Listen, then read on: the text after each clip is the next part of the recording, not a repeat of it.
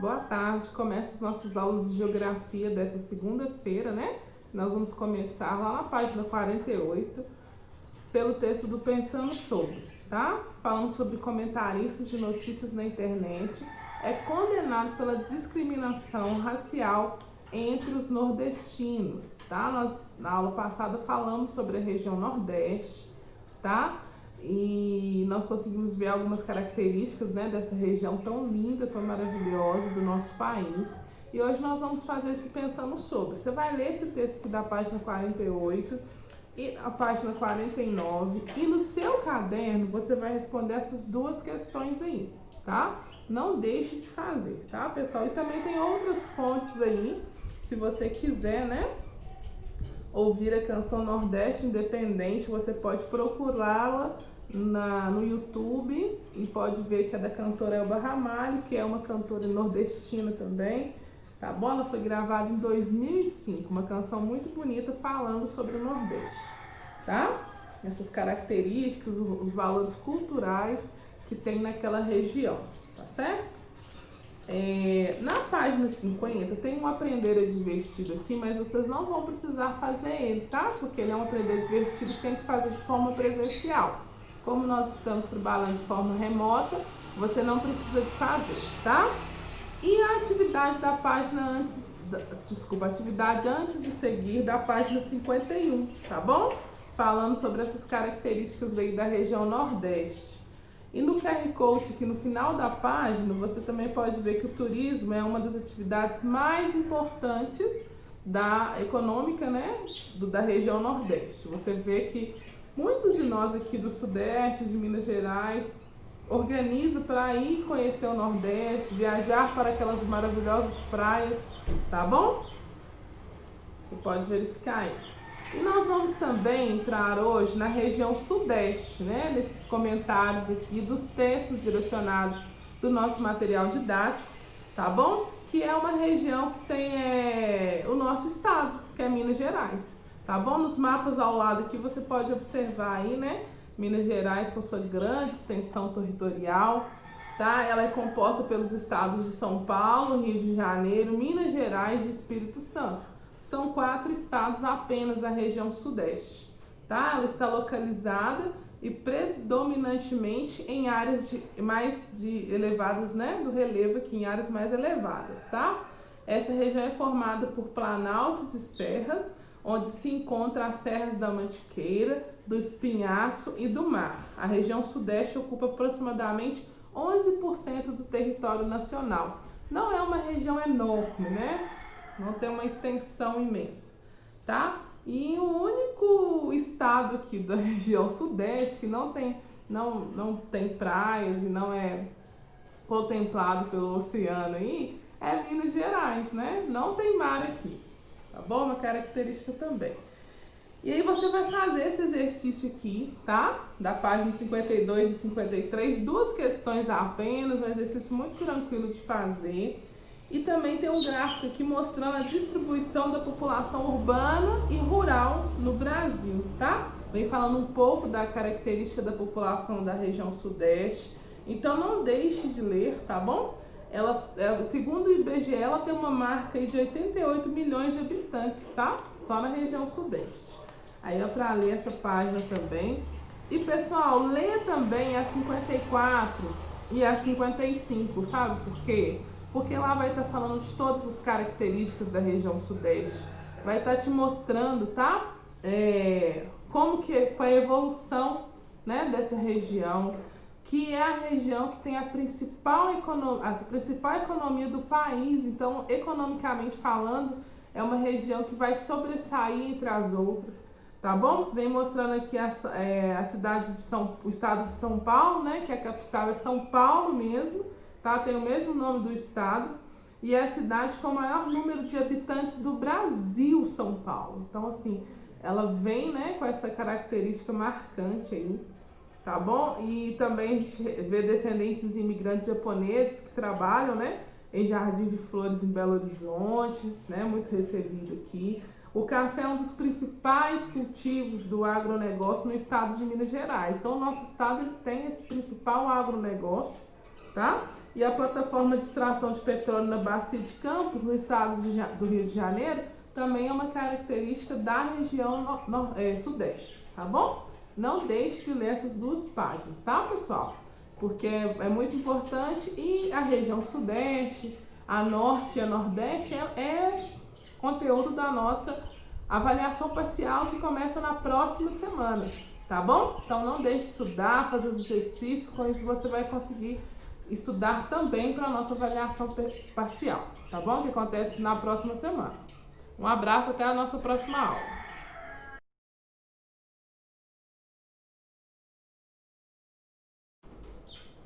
Boa tarde. No nosso conteúdo de história, nós vamos continuar falando um pouco sobre a memória, né?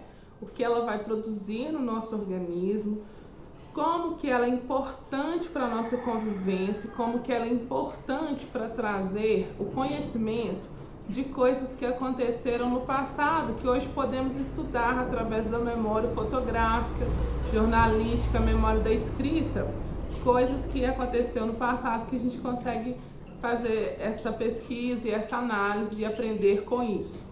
E as nossas memórias pessoais também nos faz remeter a coisas que aconteceram com a gente há muito tempo atrás, né? De repente tem uma coisa que você vê, um cheiro que você sente, uma roupa que você veste, que faz você lembrar bons momentos que aconteceu, né, com você há um tempo atrás, tá?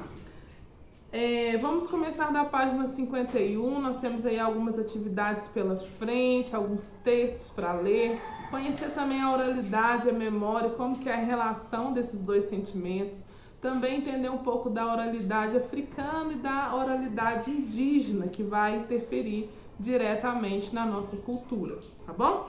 Vamos trabalhar da página 51 até a página 59 nessa aula de hoje, tá?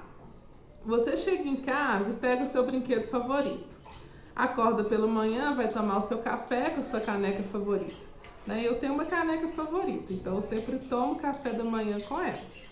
Faz o mesmo caminho todos os dias para ir para a escola, toma o sorvete no mesmo lugar, remexe cadernos antigos, vê uma anotação que traz boas lembranças.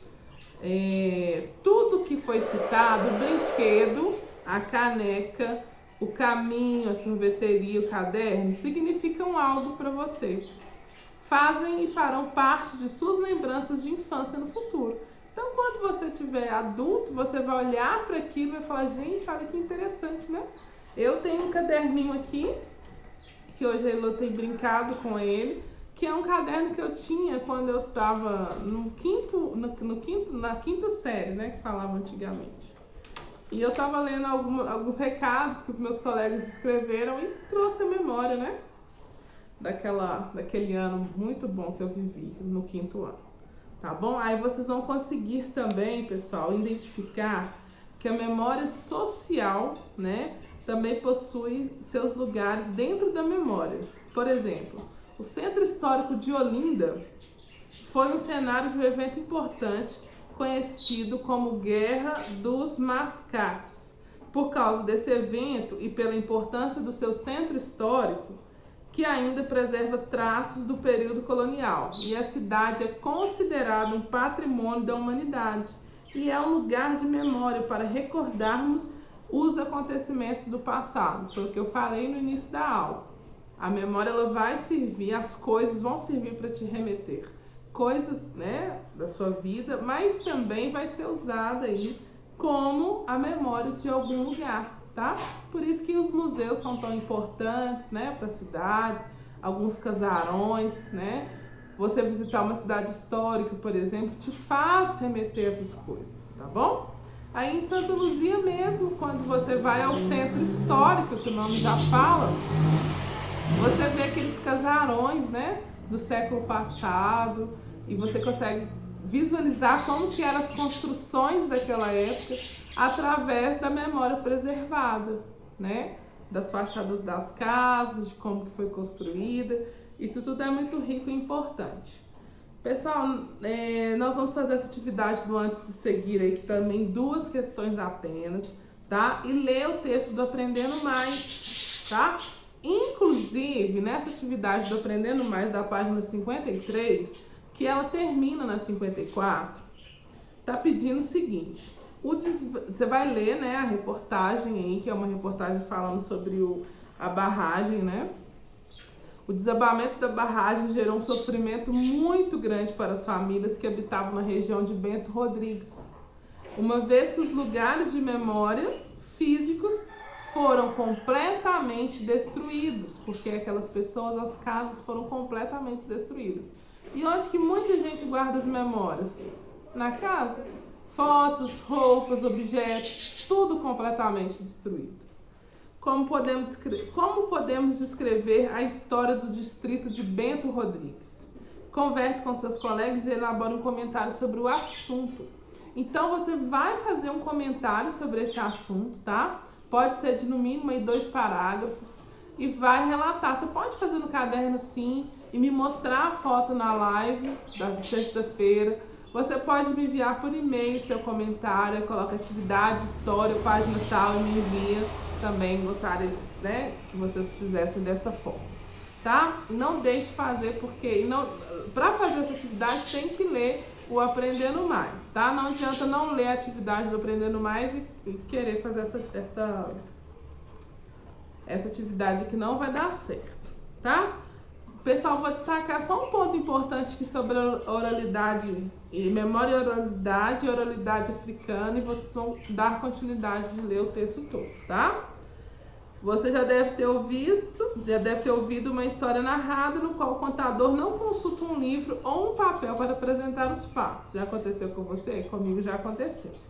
Ou então teve que ouvir um discurso ou uma pessoa que expressa de forma clara suas ideias por meio das palavras. Essa habilidade dá-se o nome de retórica, a arte de falar bem, que é valorizada desde a antiguidade. Na antiguidade, a ausência de documentos escritos exigia que os indivíduos fossem bons oradores, que argumentassem bem para que suas ideias fossem entendidas pelo povo. A boa retórica tinha o objetivo de convencer ou emocionar as pessoas por meio da linguagem. Nessa época, era considerado bom orador quem falava por muito tempo sem consultar qualquer fonte. Por isso a memória era muito importante. Então, assim, até hoje a oratória nos favorece alguma coisa, né? Eu, por exemplo, trabalho com a oratória o tempo todo, ela me auxilia quando tenho mais facilidade de chegar perto de determinados alunos e dialogar sobre determinados assuntos. Então vale a pena. Então, desde muito antigamente é um recurso que vem usando para falar das memórias, tá? E vocês vão continuar lendo aí, tá? A construção da história dos povos que não dominavam a linguagem escrita é baseada na história oral. Então, se um determinado povo não conseguia manter a história escrita, a história oral que ia salvá-los aí para entender o contexto ali todo, juntando a memória com a oralidade, tá? E a oralidade africana, né? Na África há uma figura milenar que até hoje cumpre o papel de guardador de memória da comunidade. O seu nome é Griot e ele é responsável por narrar histórias dos povos africanos e suas palavras vão passando de geração para geração. E falar é uma forma de manter vivas as histórias das comunidades. Não sei se vocês já tiveram a oportunidade de visitar alguma comunidade indígena, quilombola, um povo, né, com culturas que as pessoas levam aquilo ali a sério. Você vai ver muitas pessoas idosas contando para pessoas mais novas e aquelas pessoas mais novas, os adultos, reproduzindo para as crianças. E as crianças vão ouvindo aquelas histórias, se tornam adultos, contam para outras crianças e vai passando de geração em geração. Do bisavô para o vô, do vô para o filho, do filho para o neto e assim sucessivamente. Então, assim, não morre a história daquele povo. Isso é muito interessante e muito comum também na África. E aqui a gente tem até um desenho, né, dessa pessoa E você pode terminar de ler aí para compreender como que esse povo africano consegue manter tão viva a cultura e a memória deles, tá? Mesmo em outro país, igual aqui no Brasil, muitas histórias a gente tenta reproduzir, guardar, ouvindo dos mais velhos. Por isso que é importante demais a gente ter esse contato com pessoas mais experientes, que aí você vai aprender coisas boas que está ali na memória deles, tá bom? E também falando um pouco da oralidade indígena, né? Foi nos anos 1980, principalmente após a Constituição de 1988, que os indígenas no Brasil foram vistos como protagonistas da sua história. Como forma não só de auxiliá-los nas mobilizações, como também de compreendê-los do seu modo de viver, foi necessário que a população ficasse atenta à tradição oral desses povos, porque assim, sofreram tantas coisas que se não fossem as memórias orais, a oralidade deles, eu acho que não iam conseguir manter as tradições, né? Olha como que é importante isso.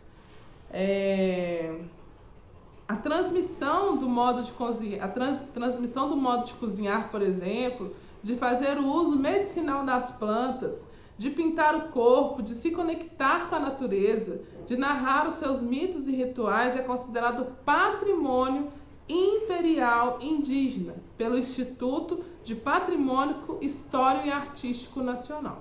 É importante saber que a escrita é uma conquista recente para 250 comunidades indígenas brasileiras. Então a escrita, né, a forma deles escreverem é uma conquista recente, porque tudo era guardado através da memória, fazendo a parceria com a oralidade, tá bom? Tem uma foto aqui, né? Transmitir oralmente histórias e conhecimento ainda é uma característica dos povos indígenas. Gente, você que não teve a oportunidade, assim que a pandemia acabar, não deixe de tentar conhecer uma roda de conversa que as pessoas vão te ensinar, contar histórias de forma usando a oralidade. É muito rico quando você tem a chance de conhecer alguém assim, sabe? Porque eles não consultam livros, eles não consultam internet, é tudo baseado na memória. E é incrível como que você percebe que eles trazem esse cuidado para demonstrar a cultura deles. É muito legal, muito mesmo, tá bom? Então não deixe de ler as atividades, de fazer as atividades, de ler as páginas que eu indiquei aqui. Por gentileza, tá, gente? Também é conteúdo para nossa avaliação parcial, e senão você vai ficar todo acumulado e não vai conseguir fazer uma parcial bacaninha aí com uma notinha boa, tá bom? Então tá, até a próxima aula.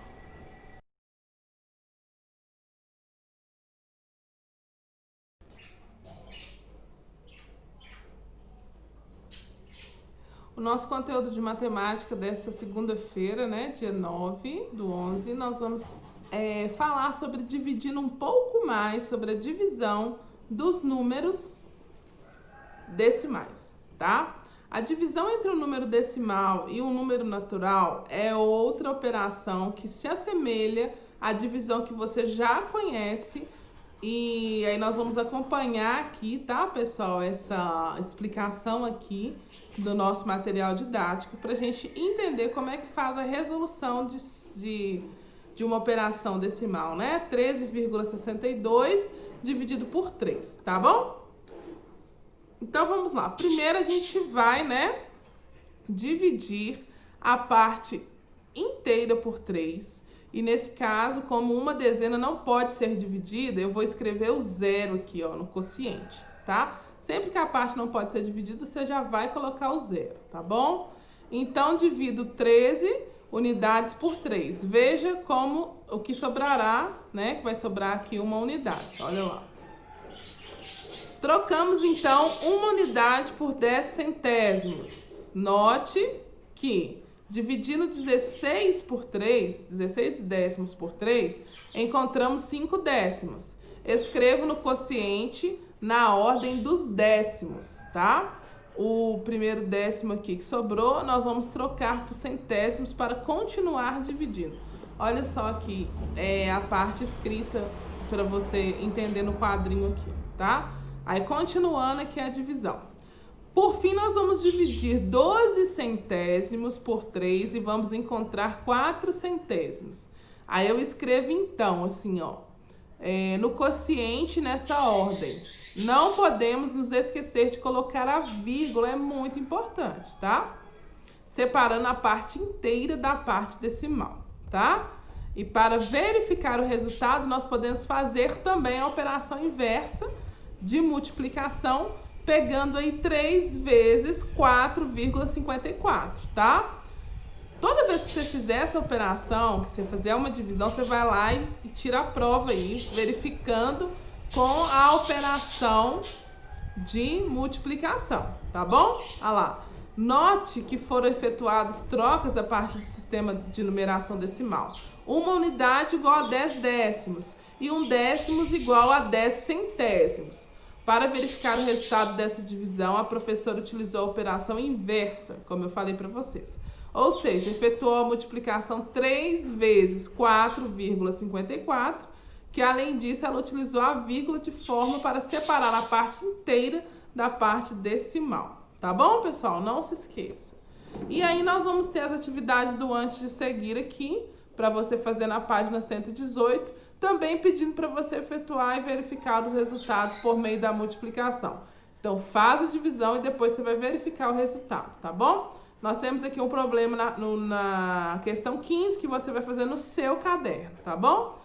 Paulo tem R$ 125,70 em sua carteira e ele dividirá todo esse dinheiro com seus 3 filhos. Quanto receberá cada filho de Paulo? Outra divisãozinha aí. Também mais na 16, outro problema matemático, que o povo ama problema matemático, né? Com coisas que acontecem no decorrer do dia a dia. E aqui nós temos também mais outro problema para fazer. Galera, o aprender é divertido, que está sendo muito legal, que você pode jogar com 2 ou mais pessoas, você vai precisar de usar a sua trilha, tá? Decimal lá do seu material complementar. Então pode pegar e usar essa trilha maravilhosa que está lá. E aí você vai precisar desses materiais aqui para a gente fazer o trilha decimal. Inclusive aqui na página 120 está as regras do jogo. Como que funcionam os jogos quando eles estão como para casa? Você faz, joga, tira foto, um videozinho curto e me envia, tá bom? O importante é você fazer, tá certo? Usando aí seus materiais complementares. E na ponta do lápis aqui também tá te falando, né, algumas coisas que você vai precisar, né, para os estudos dos números decimais e tudo, e você vai precisar de recortar de jornais, revistas ou outro material, folheto, alguma outra coisa assim que você encontrar aí na sua casa, aplicações dos números decimais em diferentes contextos, tá? Essa atividade que você vai fazer no seu caderno da disciplina e no dia da live que for marcada para mostrar, você vai mostrar. Quem não participa da live vai me enviar uma foto, tá bom? Ok? Não se esqueça de fazer também. E a nossa aula vai vir até aqui hoje, então você tem aí a atividade do antes de seguir para fazer, né? O aprender é divertido e o na ponta do lápis. São 3 exercícios interessantes que vai te preparar para você estudar para a nossa avaliação parcial de matemática, que ela acontece na próxima semana, tá? Vou colocar na agenda lá disponível.